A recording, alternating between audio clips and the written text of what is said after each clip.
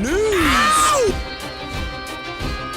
Okay, we'll start with this. What was, for me, at least, an unexpected turn of events. Nina Hughes versus Shernika Johnson, WBA title fight to land on May 12th, Lomachenko versus Kambosos show. This will be at least the second time that former champion Shernika Johnson made an appearance on one of George's undercards. The undercard for Kambosos versus Haney. Now it's Kambosos versus Loma. Shernika Johnson will drop back down in weight in a bid to become a two-division champion. BoxingScene.com has learned that plans are in place for Melbourne's Johnson to challenge WBA bantamweight champion Nina Hughes. The bout is expected to be announced as part of a May 12th fight triple header on ESPN from the RAC Arena in Perth, Australia. The show's headliner was already confirmed earlier this week as former champions George Kambosos and Vasily Lomachenko will meet for the vacant IBF lightweight title. The timing of the fight makes sense. England's Hughes recently signed with Hall of Fame promoter Lou DiBellia, whose DiBellia Entertainment Company also has Johnson under contract. Nina Hughes completely changed her decorum. She's parted ways with Lee Eaton. Yeah. She's parted ways with Matchroom. Yeah. Though time will tell if these decisions really were for the better. Last in action several months ago in the previous year, Hughes turned away the challenge of unbeaten Katie Healy over 10 rounds to successfully defend a WBA bantamweight title for the first time. The win was her third over an undefeated opponent in the span of her last 4 fights. The 41-year-old married mother of 2 from Essex also defeated unbeaten Jamie Mitchell in November of 2022 to win the WBA bantamweight title in Dubai, United Arab Emirates. And I get the sneaking suspicion that we may see Nina Hughes in action before May, before the Johnson fight. She hasn't fought in a while, and I think she's going to need a tune-up first. A few days ago, Nina Hughes indicated via her own social media that she's got some fight news coming, she's fight ready, and she mentioned something about Dubai, so it's conceivable that before this Johnson fight materializes in May, she may have a quick run out before then in Dubai or just somewhere else, because she hasn't fought since the Katie Healy fight several months ago in June of last year.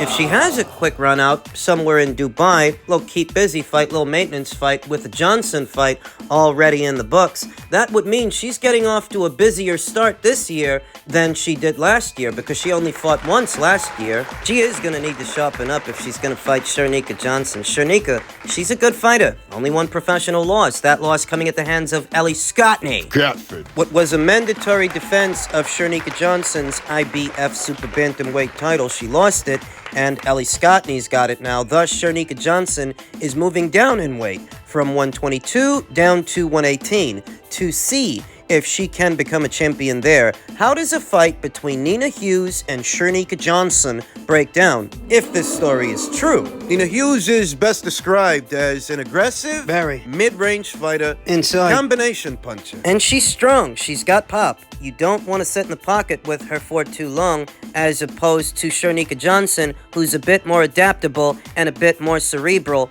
bit more long and limber as well. Several years younger than Nina Hughes. Shernika Johnson's 28, whereas Nina is 41. I'd say that Shernika's a bit more adaptable than Nina. She's not limited to boxing on the inside. She can handle herself on the inside, but she can also move around, pot shot from the outside, which could create a problem for Nina Hughes, who has stated she's a mid-range fighter and a short one, even as far as bantamweights go. Fighting out of a very wide stance, she's got a wide base. It may be difficult for her to get close enough to Shernika to get off her punches. Shernika likes to manage the distance, whereas Nina, she has to close it. She has no choice. She's shorter than most other bantamweights. So if Shernika gets on the good foot, Stays on her toes and keeps the jab in front of Nina, she can bring the backhand over, walk her into big punches. I don't think Shernika Johnson is as strong a puncher as Nina Hughes, but she is longer than Nina Hughes, so she can catch her coming in. and I think she's a little faster too. Faster on her feet with faster hands. She has to use that to her advantage, that she's a lot younger and a lot fresher than Nina. It's a tough fight for Nina Hughes, a tough defense, and if the story rings true, it will be Shernika that has home field advantage. Nina will be the away fighter, even if she is the defending champion, the traveling champion. I like the fight. It's a good fight. Let's see if it materializes. In men's junior middleweight news, Tszyu, ahead of his upcoming fight with Keith Thurman, is accepting that he may never fight Jermell Charlo, saying he's a bit of a coward. He used to have a high opinion of Jermell, but that changed over time. A nice payday was all Jermell Charlo left with in the ring that night against Canelo Alvarez, who practically won every single round. Tszyu, soon after, was elevated from interim WBO champion to full champion. Still, he remained hopeful that he and Charlo could get it on. Now, after noticing that Charlo has gone radio silent, he doesn't view a showdown against him as pragmatic or even feasible. I've come to the conclusion that I'm never going to fight him because he's a bit of a coward, Tszyu told a group of reporters. Charlo, 33, hasn't said much as of late, but his actions are speaking much louder than his words ever could. He vacated his IBF strap, while the WBC have made him a champion in recess. His full title will be on the line in the upcoming Sebastian Fundora versus Sergey Bohachuk fight. Let's be honest, it's not likely that Jermell returns to the junior middleweight division. It's not likely that he fights Tszyu there. There was never a time when Tszyu liked Charlo as a person, but he revered him as a fighter. The Texas native fought like a man with something to prove before he became an undisputed champion. Now Tszyu is of the belief that Charlo is satisfied with what he's accomplished. Finally, all of the sanctioning bodies are realizing that he's a fraud. He went so hard to win the belts, but you've got to go harder to keep them, which is true. There's winning the belts, and then there's hanging on to them, defending them. And he's not defending his. He's been giving them up one by one ever since the Canelo Alvarez fight. The night of the fight, the moment he set foot in the ring, the WBO title became vacant. That one went to Tszyu. The IBF title would soon follow, as he had a long-standing mandatory in Bakram Murtazaliev that I guess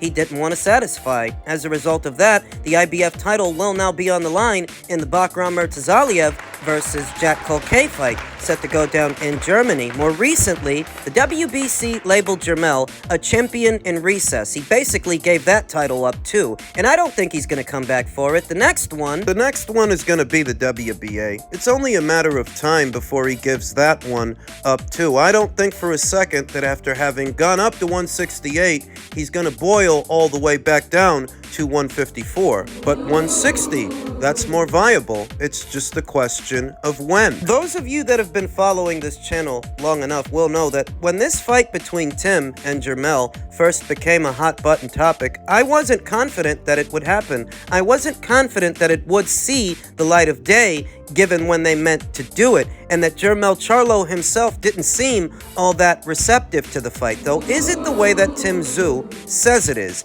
Is the door officially closed? Closed completely on that fight? And as strange as this might sound, I don't think it is. No, I don't think Jermell's gonna come back to 154, but I also don't think Tszyu's gonna stay there forever. What the hell are you saying? Saying the fight could still happen. There's a lot of moving parts, but the fight could still happen. Postulate that Jermell Charlo, when he returns at 160. He fights Carlos Adames. Maybe it's for the vacant WBC title. Maybe Jermell wins. Maybe Jermell becomes WBC champion at middleweight. Then postulate that Michael Zarafa pulls a Hail Mary, pulls the upset in the Arislandi-Lara fight. I can understand if many of you don't think that's likely to happen, and maybe it isn't, but just for argument's sake, say that it does, and say that Michael Zarafa becomes WBA champion. At that point, Tszyu would be able to move up from 154 up to 160 to have a domestic clash with Michael Zarafa. They've got some unfinished business. They were supposed to fight well over a year ago, but Michael withdrew. If he were to become middleweight champion, oh, you can sell that fight. You can definitely sell that fight in Australia. And Tszyu, he can win that fight. Well, wait a minute. What if Lara beats Zarafa? Well, Tim could fight him, though it wouldn't be as big, but he could fight him too, win the WBA title from him, then look to unify it with Jermell's, because in this scenario, Jermell becomes WBC champion. Like I said, there's a lot of moving parts, but the door is still open. It's still cracked for for the fight to potentially happen down the line in the not-so-distant future. So what's the caveat? What's the catch-22? Because there always is one. If there's a catch-22, it's that this entire scenario is predicated on Jermell Charlo not only returning in the near future, but successfully beating Carlos Adames. And Carlos, he's a solid fighter right now, perhaps more solid than Jermell, who's coming off, his second professional demoralizing loss to Canelo Alvarez. Jermell is not in high demand. He needs a win, and not just any win. He needs a solid victory over a solid fighter to redeem himself. I don't even know if he wants to do that. That's the other catch-22. His headspace. Is this guy even hungry anymore? He made a career-high purse opposite the ring, Canelo Alvarez. I'm sure he wants to spend that money, and he's having fun doing that. Does he even want to come back? The other catch-22 is time and resources. Does the PBC have the resources to do this, to bring Jermell Charlo back in a timely fashion? Or will this entire year come and go without him having seen action? Because that's just going to make this plan harder to execute, harder to do. You can't sit around on your hands for a year, then come back and fight a guy like Carlos Adames. Does he have a choice? The PBC only have 12 to 14 fight dates to work with. So you see what I mean? There are logistics issues that have to be worked out. Does Charlo want to come back? If he does, when's the soonest you can get him back out there? Can you put him in the ring with Carlos, and can he beat him? It's an important detail that can't be overlooked. He has to redeem himself in the eyes of the paying public. Moreover, there has to be a title on the line. You can't just say, well, we're going to do Charlo versus Tszyu. We're going to do Charlo versus Tszyu anyway for no title at all, because these guys are intended to be the best in show. Well, if they don't have a title... You won't have that angle to market the fight, to sell it to the paying public. So like I said, the door's not completely closed. There are a lot of moving parts, but there's a chance, an off chance, that it could still happen. Though the first part really is the hardest part. You've got to get Jermell Charlo back in action, but not just back. It's got to be a solid win, and it's got to be for a title. After that, I'm confident that Tszyu could take care of business against either Michael Zarafa or Arislandi Lara. Take the WBA title away from them. I'm confident that he can hold up his end. It's Charlo that has to get the ball rolling, and I'm not sure that he wants to. And even if he does, even if he wants to, does the PBC have the resources to do all of this in a timely fashion? Those things in mind, what do you guys out there think? Do you think this is a fight that can happen? That will happen. And do you want to see it?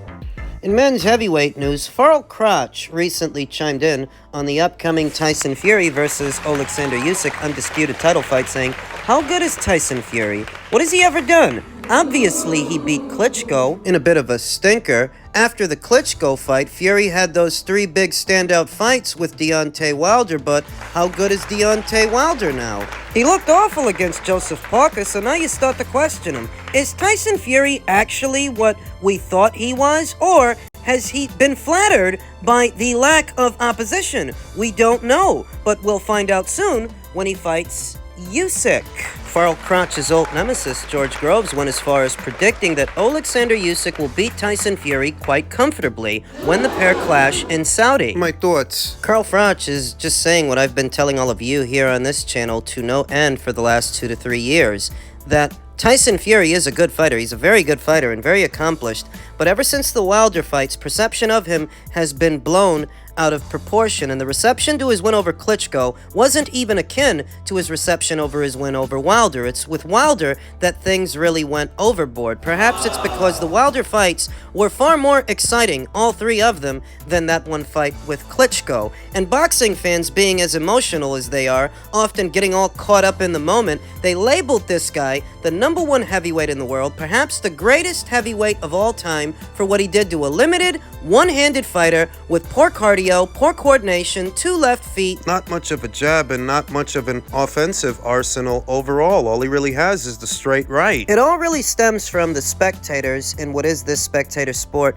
and their interpretation of Tyson Fury opposite the ring Deontay Wilder, because when he fought Klitschko and he beat him, they weren't calling Fury the best heavyweight in the world. In tandem with Anthony Joshua's unexpected loss to Andy Ruiz, a short-notice opponent, and his 2 losses to Alexander Usyk, a cruiserweight who had moved up in weight, perhaps to someone who's not as observant as I or you, perhaps to them, that might seem like Fury's the best in show. He's the #1 heavyweight in town. But as stated, that's a gross oversimplification. Because it's not like Deontay Wilder or Tyson Fury came in and beat Andy Ruiz. They never fought him. It's not like Deontay Wilder or Tyson Fury beat Joseph Parker. Joseph just beat Wilder. Tyson Fury would likely never fight Joseph Parker because they're friends. No, it's not like Deontay Wilder or Tyson Fury swooped in and beat Alexander Usyk. Fury's about to try to, and Wilder's out of the picture, at least temporarily. So when you think about that Tyson Fury and Deontay Wilder spent so much time on each other, there was all this other food that they left on the plate. And you don't know for sure if either of them would have been able to finish it. Now, Wilder's career seems like it's all but over, but Tyson Fury's still around, Tyson Fury's still unbeaten, Tyson Fury's still a champion, one of only 2 champions at this weight. But when you think about Tyson Fury, he's far from perfect. He's far from the juggernaut that he's made out to be. He didn't look like a juggernaut with John McDermott or Steve Cunningham. The 4 knockdowns that he suffered in the Wilder trilogy, you could say that those are negligible, but what about the knockdown with Francis Ngannou? I mean, come on. That's not supposed to happen. Not if you're the #1 heavyweight in the world. Seems to me that people are starting to wake up and the veil is starting to be lifted. That all this time they've been looking at Tyson Fury through rose-tinted lenses, and there's more work needs doing before you crown him this era's premier heavyweight. Can he at least make it through Usyk before we arrive at that conclusion? Is that too much to ask? I don't think when Carl Froch asks, how good is Tyson Fury really, I don't think that question is out of line. I think it's a legitimate question that I've asked several times here on the channel, and hopefully, opposite the ring Alexander Usyk, we'll find out how good he is, or how good he isn't. And that's why we're all here, to find out who's the best, not to give it away prematurely based on preference. Tyson Fury's the best. He has to prove it. He has to prove it to us. He has to prove it to Usyk. He has to prove it like everybody else.